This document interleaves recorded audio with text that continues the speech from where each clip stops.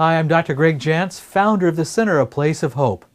You know, over the course of time, the last 30 years, I've actually written 30 books, and several of those deal with the topic of eating disorders.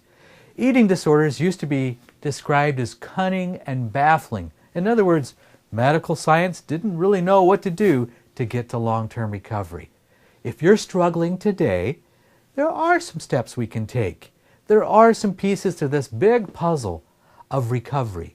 And the big puzzle means you're a unique person, and we've got to find that puzzle and piece of depression and put in those pieces that are missing. The piece of depression, for example, could be what's happening in your body chemistry. It could be long-standing hurts and trauma from the past.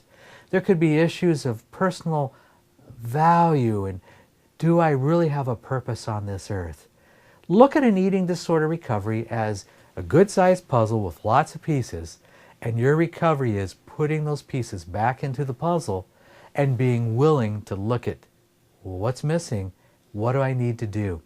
The question I have today is, how important is the spiritual piece, Dr. Jantz, to the whole person care you talk about? I believe that we're created as whole people. Spiritual is just a part of who we are, and really the question there is, who am I, and why am I here, and does my life have purpose? And you know what? We all have those questions, and that's important to all of us. We all have a sense of a need to feel valued and to know we have a purpose. And that's when we live the most fulfilled lives. I want to say today, yes, you may have been hurt by a church or a church setting or people that were representing God in a way that ended up being hurtful to you.